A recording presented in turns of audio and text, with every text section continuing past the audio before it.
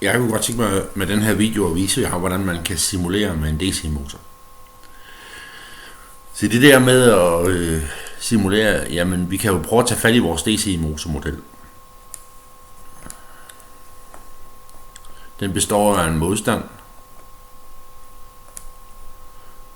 og den består af en spole.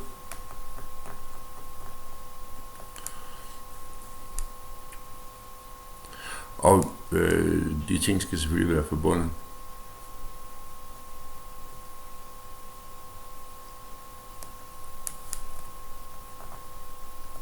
Sådan. Sådan. Sådan. Og sådan der. Og så mangler vi lige vores generator herude. Men dem sætter vi der bare lige på her.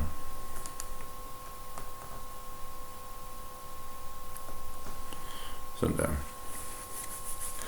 Vi havde bestemt de forskellige komponenter i systemet her. Vi har bestemt en indre modstand på 3,4 ohm typisk. Det er selvfølgelig lidt forskellige i jeres egne modeller. Og så har vi bestemt en indre spolevirkning her på 3 millihenry.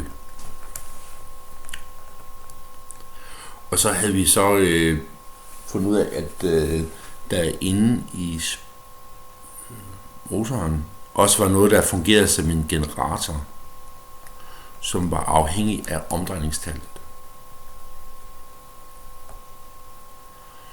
Og hvis vi nu kalder den proportionalitetsfaktor for K0 eller KO, og så ganger med N, omdrejningstallet N. Så hvis vi lige laver en boks hernede, som forklarer, ups, det var den forkerte knap. Hvis vi lige laver en boks hernede, som forklarer, hvad det er, vi gør. Så vi har en RI.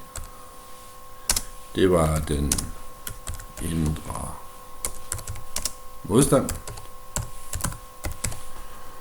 Vi har en LI.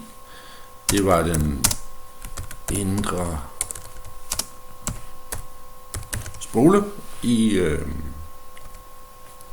motoren. Så har vi N, som er omdrejningstallet.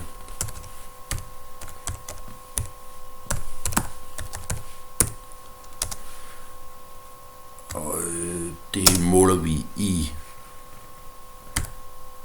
omgange per sekund. Og så har vi en K0. KO, som er, nu har jeg fået gjort i nælderne her, så skal jeg lige have formateringsmenuen her. Hovedformatering. Sådan der, som er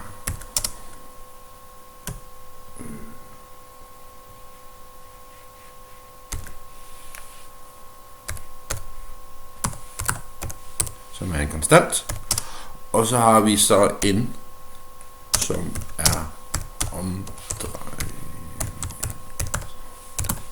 omdrejningstallet i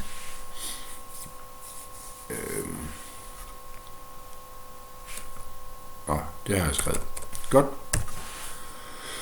Ja, når vi har UI, som er motorens generatorvirkning. Generatorvirk. Sådan. Nu skyldes motorens generatorvirkning. Sådan der.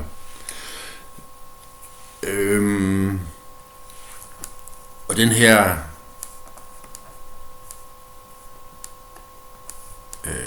K0, den havde vi bestemt til cirka 0,2 gange 1.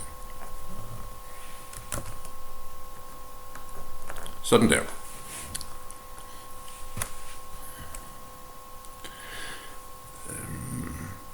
Se, nu kender vi jo hele systemet. Så hvorfor ikke bare begynde at regne på det?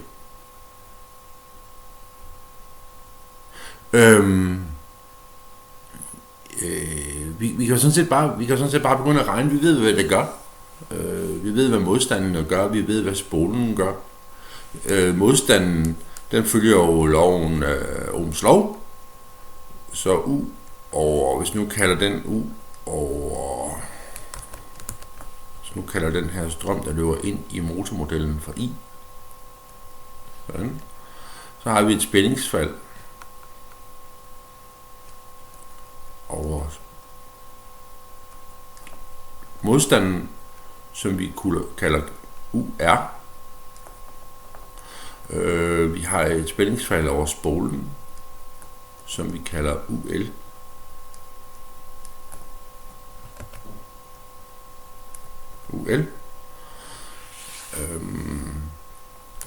Hvis vi kan beregne UR, jamen hvis vi kender I, så kan vi jo beregne den til at være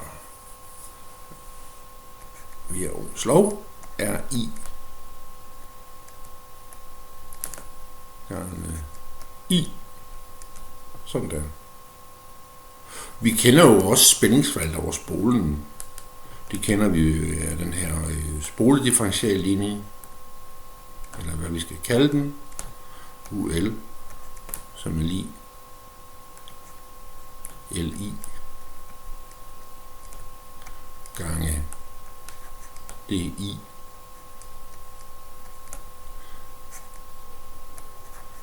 DT, som er ændringen i strømmen, hastigheden af ændringen i strømmen. Så vi kender det hele jo, vi ved, hvad den her U-indre gør. Så vi kender det hele, så hvorfor ikke bare begynde at regne på det? Og det der med at bare begynde at regne på det, det er det, vi kalder en simulering. Det er en simulering, en numerisk simulering. Så for at begynde at regne på det her, ja, hvis vi nu i første omgang bare ser bort fra den her UI, altså hvis vi nu bare i et øjeblik ser bort fra virkningen af UI, så hvis vi nu siger UI, den er cirka 0 volt. UI er cirka 0 volt.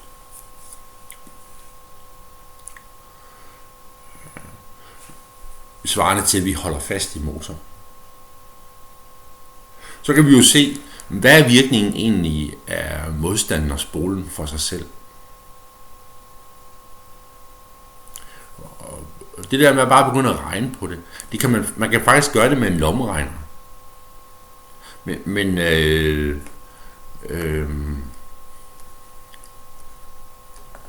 det vil jeg ikke gøre, fordi at det er temmelig mange beregninger, man skal lave. Nej, i stedet for, der vil jeg bruge et regneark. Og som jeg siger, så vil jeg jo bare begynde at regne på det. Hvordan gør man så det? Jo, man kan bare dele tiden op i ganske små stykker.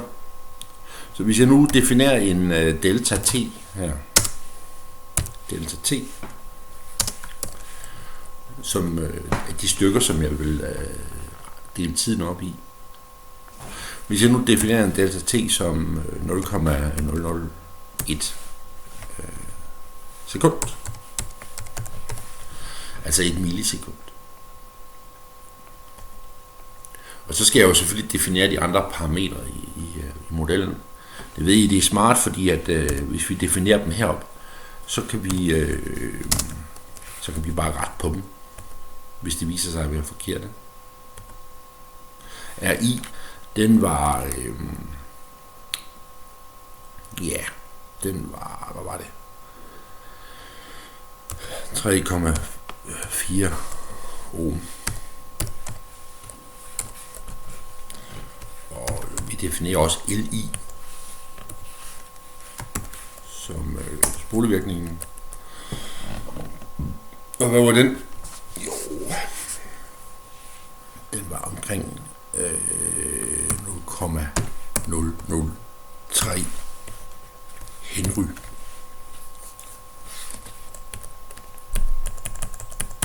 Sådan der. Tiden. Lad os starte tiden ved 0. Jeg skriver lige tid her. Tid. Og det var målt i sekunder. Sådan. Tid i sekunder, og tiden starter ved tiden i 0. Det er godt sted at starte. Nu skal vi være tiden til at gå. Og tiden den går jo så med de der delta t af gangen. Så er det så meningen, at vi skal regne ud, hvad sker der for hver tidsskridt, der går. Men det kan vi jo prøve at lave en formel, der gør det. Vi skal jo bare lige med. Og så tager vi den foregående tid, og så lægger vi et tidsskridt til. Sådan der. Så efter et skridt frem, så er der så gået 0,001 sekund. Nu er vi godt, når vi skal kopiere den her ned, så skal vi lige have nogle dollartegn på det her. Og hvis jeg starter den og kopierer den ned, så går tiden. Nå. De formler vi har, de lægger hele tiden tidsskridtet til det foregående. Nå. Hvad skal vi så kigge på? Ja, vi kan jo lige definere polspændingen herude. Vi kan lige definere det, vi kalder polspændingen på motoren herude. På motorens poler. Ups. Polspændingen herude.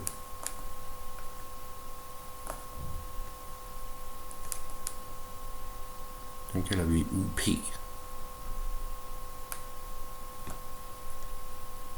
Ja. Og den måler vi med plus der og minus der. Den kan vi lige starte med at definere her i vores regneark. Ja, men UP. Jeg kan lige skrive, det betyder polspænding.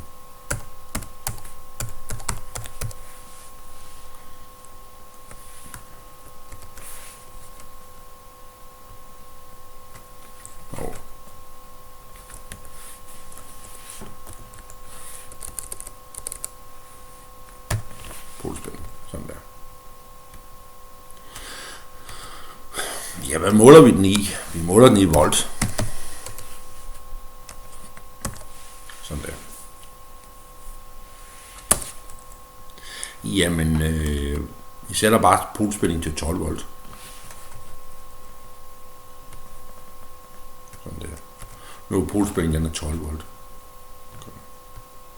Så kan vi jo fortsætte med at måle I. Eller definere I som strømmen. I, det var altså strømmen.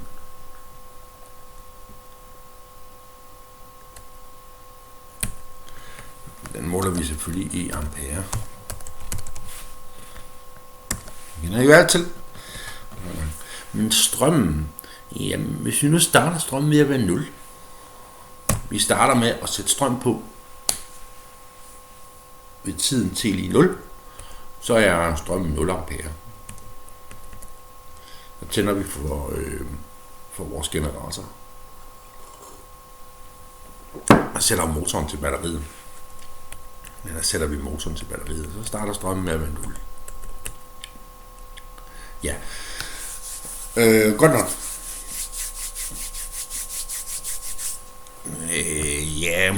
vi fortsætter sådan set bare derude, og vi vil gerne definere en U. En U er, det er spændingen på RI. Det er spændingen over RI.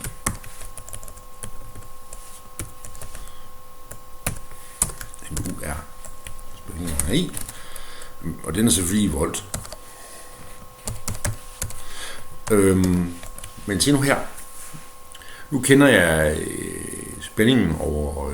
jeg kender strømmen i modstanden, og jeg kender modstandens størrelse, men den står jo heroppe. Jamen, kan vi så ikke beregne spændingen over modstanden? Jo, det kan vi jo. Fordi vi siger jo bare, at spændingen over modstanden, den er jo R gange I, det vil sige strømmen gange I gange R. Nu skal jeg lige holde tungen i munden. Og vi ved godt, at nu begynder vi at kombinere igennem, så vi skal have en dollar på det også.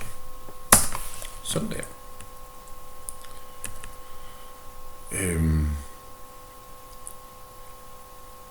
Nu kender vi altså polspændingen, og vi kender spændingen over modstanden. Jamen lad os lige se. Vi kender... vi ved, den er cirka 0. Vi holder fast i den, så den her ude, den er cirka 0. Den kører ikke rundt med motor. Og vi kender spændingen over på polerne, og vi kender spændingen over den der. Jamen tilbage er der jo kun den spænding over spolen her. Så den må vi kunne finde som polspændingen minus spændingen over R. Jamen det gør vi da bare så. Hvis vi kan finde den, vi kalder UL. Det er så spændingen på spolen. På spolen. Sådan der, Johan. Men det var jo så det var jo så polspændingen herude. Minus spænding på modstand. Sådan der.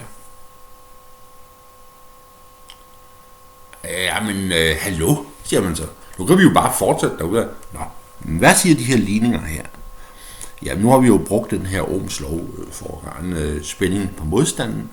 Nu kender vi spændingen på spolen. Jamen, spændingen på spolen, den er jo LI gange det IDT. Ja, men det er jo også fint nok. Vi har spænding på spolen, men så er der jo, og vi har spolens størrelse, men så er der jo kun en ubekendt i den der, det er jo det IDT. Jamen så lad os da regne den ud. Det I. DT. Ja, okay. For ikke at blive uvenner med jeres matematiklærer. Ej, okay, det kan vi sagtens. Det er IDT. Nu holder vi lige tungen i munden her. Det er I. Det er T. Den kan vi jo også finde nu. Som den er selvfølgelig den er selvfølgelig volt også. Den er i volt. Og det IDT, den er jo i ampere per sekund. Det IDT ampere per sekund. Den kan vi jo godt finde nu. Den kan vi sådan set godt finde nu. For den er jo i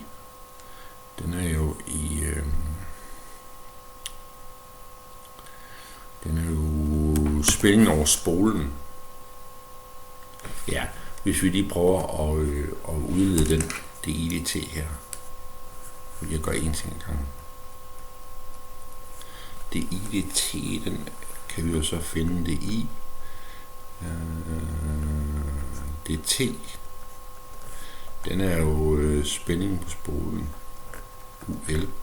Og divideret med L i. Så det er UL, altså spændingen på spolen, divideret med med spolens værdi. Sådan. Spænding på spolen, det er jo den der. Og divideret med spolens værdi, det er jo den der op.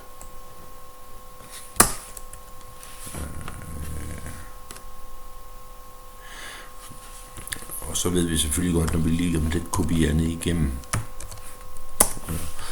Og der står, at spolen ændrer strøm med en hastighed på 4000 ampere per sekund. Jamen nu går der jo ikke 1 sekund, så var strømmen jo nået op på 4000 ampere. Nej, det gør der jo ikke. Der går jo 0,01 sekund. Så hvad er strømmen så blevet efter 0,01 sekund? Ja, men det er jo meget nemt at regne ud. Vi tager jo bare den derude, den ændrer sig 4000 ampere per sekund, og så ganger vi med det tidsskridt, vi har. Sådan. Der. Den er altså blevet 4 ampere.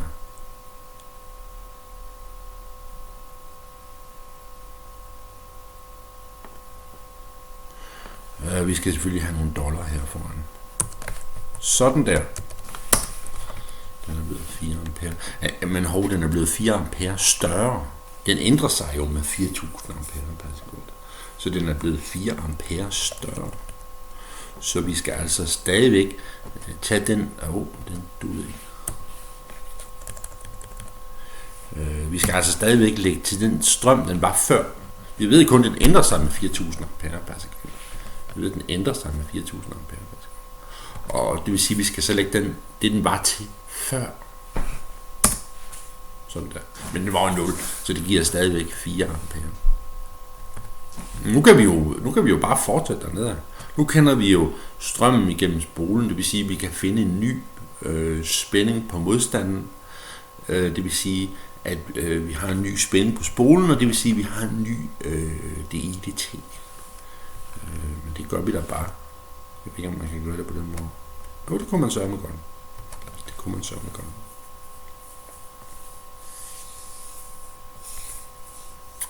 Og 4 ampere, det er 13. Så det er 13 volt og 1,6 volt på spolen. Jeg tror lige, jeg sætter den her lidt ned. En faktor 10. Det ser mere rimeligt ud. Så nu bliver strømmen 0,4 ampere. Nu stiger strømmen til 0,4 ampere. Men den har betydning, det der tidsskridt, det kigger vi lige på lige om lidt. Men vi fortsætter der bare med at regne. Nu har vi jo alle formerne, det vil sige, at vi kan bare trække den ned igennem dernede her, ikke også? Og 0,4 ampere. Lidt senere, så bliver strømmen 0,4 ampere, det vil sige, at spændingen på modstanden, den ændrer sig, den bliver lidt større, og dermed bliver spændingen på spolen lidt mindre, fordi det skal jo til sammen give 12 volt. Det gør det også. Og derfor har vi en anden DIDT. Så nu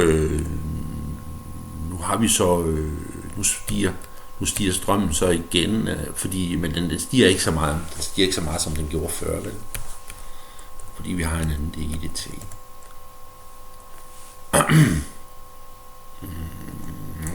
Men nu hvis vi bliver ved med det her, det kan vi jo bare gøre i det her regneark. Det er jo så skide smart, man. Vi kan jo bare blive ved med at regne derude af også. Vi kan jo bare blive ved med at regne derude af.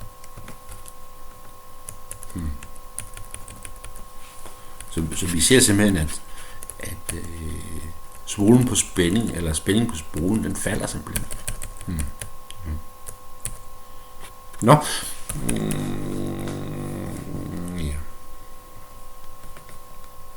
Om ikke bare vi kan fortsætte det system her. Om ikke bare vi kan fortsætte det system her. Spænding på spolen, den bliver ved med at falde.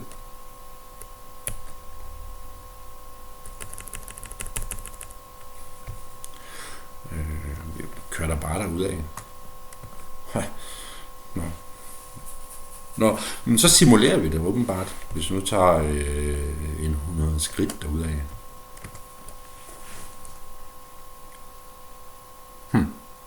Nå, men det var da meget interessant. Altså, det eneste vi har gjort nu, kan man sige, det er, vi har bare regnet derudad.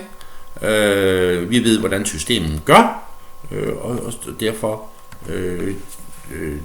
kan vi opstille sådan en regneark, hvor vi simpelthen beregner for hver tidsskridt, hvad gør systemet nu, og hvad gør systemet, når der er gået 0,01 sekund, altså 0,1 millisekund, hvad gør systemet, når der er gået 0,2 millisekund, hvad gør systemet, når der er gået 0,3 millisekund, og så videre. Og vi ved, hvad systemet gør, det vil sige, at vi kan jo bare regne det hele ud, og hvor vi altså det IDT, og så regner vi bare videre. Nå. Men vi kan da tage en lille sanity check på det her. Det er jo sådan set meget nemt.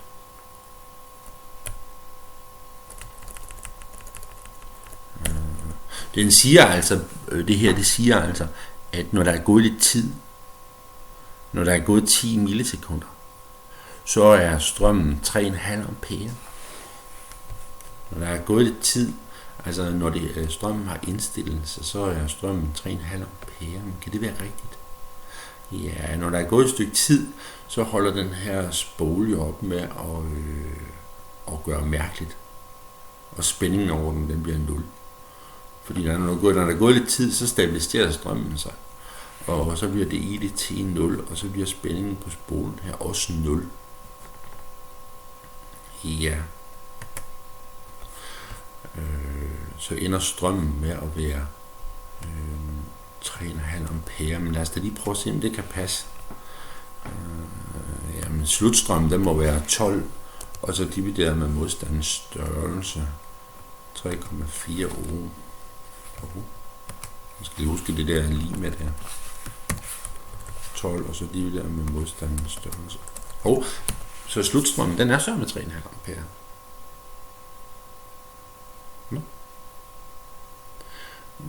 Så jeg tror egentlig meget på den her simulering faktisk, på grund af det. Vi kan jo prøve at plotte det. Vi kan jo prøve at se, hvordan det går med tiden som funktion, eller med spænding på spolen. Vi kan jo se, hvordan det går med de forskellige ting her. Jeg vil bare prøve at plotte dem.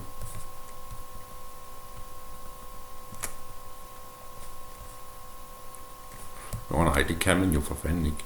Nå, vi plotter bare dem her til en start. Så kan vi jo bare rette på det. Det ved vi godt, vi kan. Nå, indsæt diagram. Punktdiagram.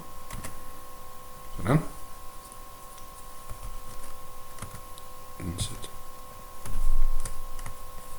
Sådan.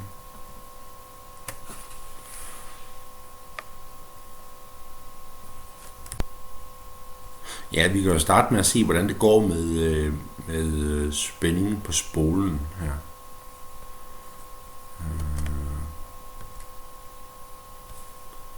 Med spændingen på spolen.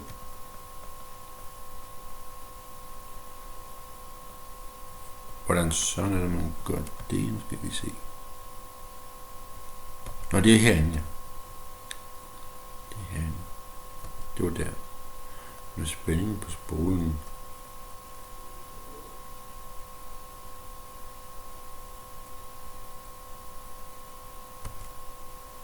Sådan der. Den er her. Spændingen på spolen.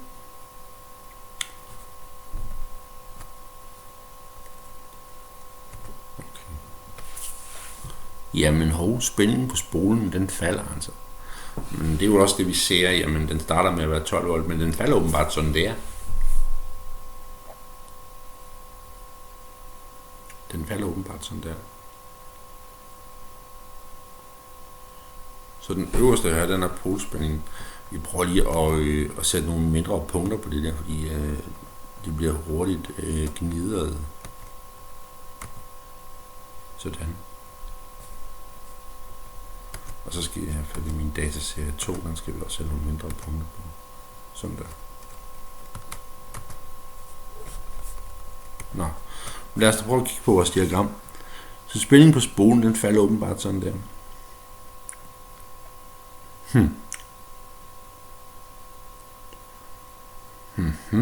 Nå. Ser man så. Jamen, kan det virkelig være rigtigt? Kan det virkelig være rigtigt?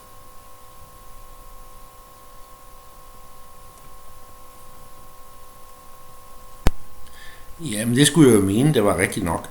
Fordi hvis jeg regner på det her, fordi vi kan selvfølgelig godt løse den differentialligning der,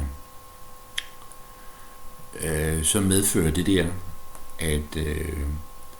at U over L, den kan skrives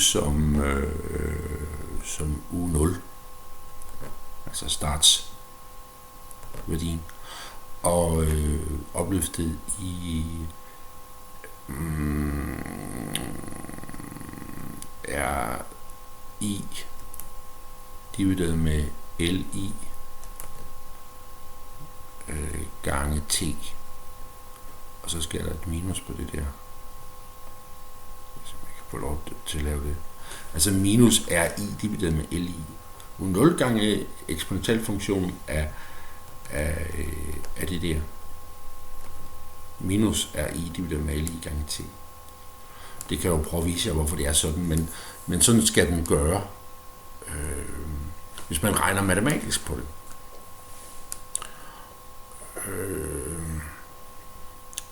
Det vil sige, det kan jeg jo tilføje herude.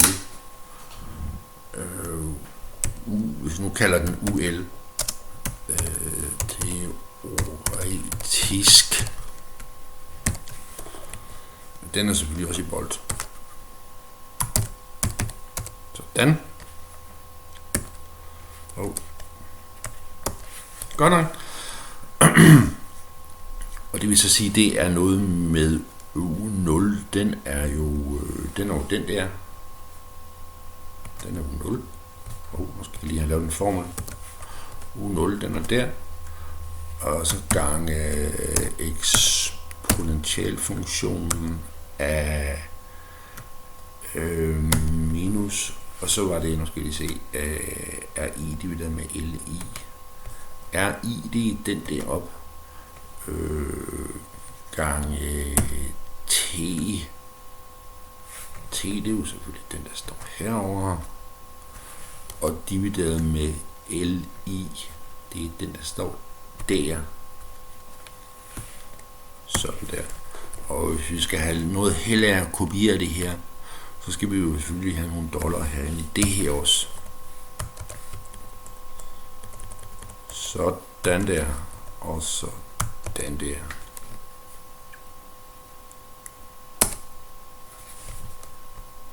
Nu flytter vi lige vores diagram lidt her. Den starter med at være 12, det passer sikkert meget. Så kan vi sådan set bare kopiere den ned også.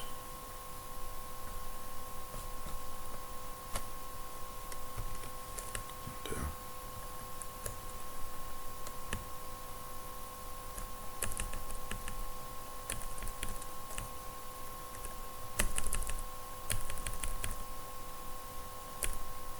L.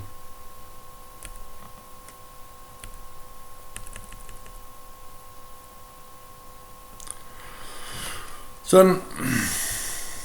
Lad os prøve at indsætte den i vores diagram her også.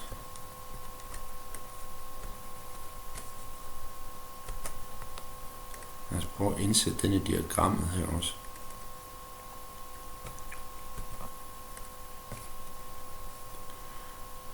Ja. Og det er herovre, der var start. Og så skal vi herind, og så skal vi have tilføjet et interval mere.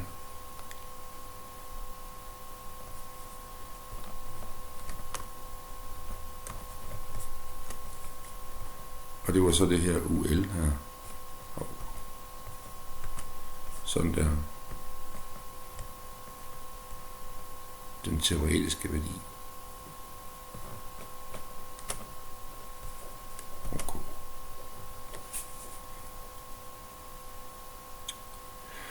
Yeah.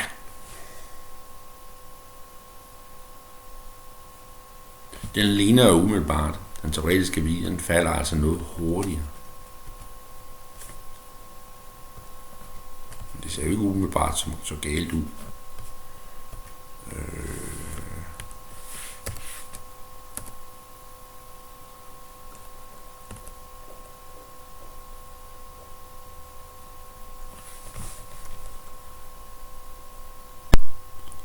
Nå, men jeg må lige finde ud af, hvad der var galt med det her. Det er selvfølgelig, fordi jeg har glemt at sætte dollar på den der.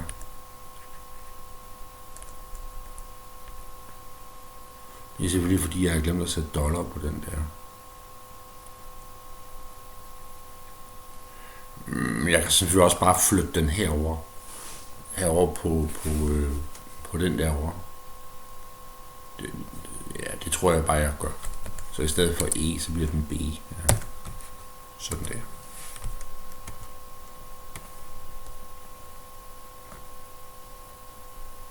Så burde den passe noget bedre. Ja, så nu passer det jo sådan set. 3,86. Det ser sgu meget godt ud. Så ligner det umiddelbart. Nu skal lige have skiftet, marker ud, så vi kan se forskellen på dem. Nu ligger de faktisk oven i hinanden.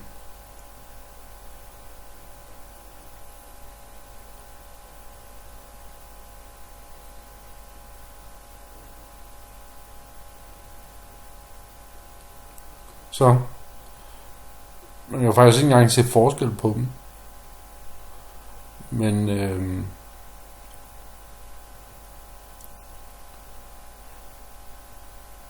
hvis vi nu laver om på tidssteppet, så bliver der faktisk en smule forskel på de to kurver der.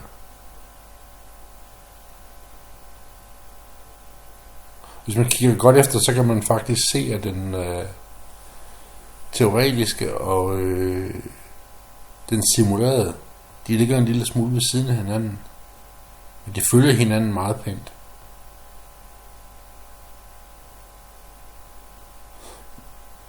Og efterhånden som vi reducerer tidssteppet, så nærmer den teoretiske kurve og den simulerede kurve faktisk hinanden. Det kan I jo prøve på regnearket selv. Så kan I jo se, hvordan de to ting de nærmer sig hinanden. Så man kan konkludere, at jo mindre tidstrin vi bruger til vores simulering, jo mere nøjagtig bliver simuleringen.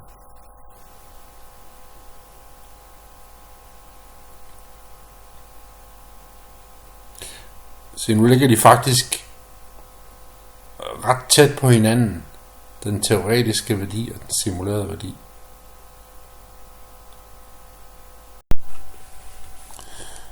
Det andet vi faktisk kan se her, det er at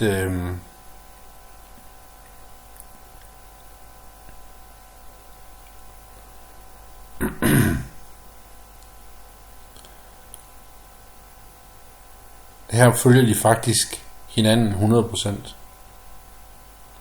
Vi kan ikke se forskel på dem på grafen.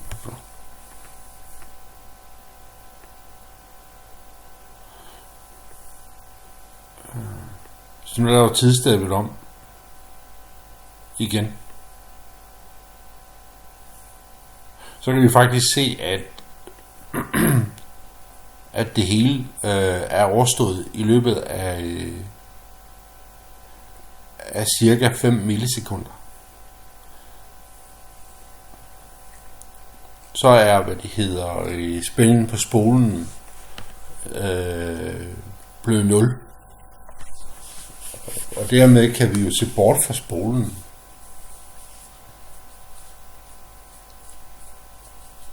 Men det var sådan set det, jeg vil vise jer med den her video her. I den simulering, vi vil lave af motoren, der vil vi altså se bort fra den her spole her.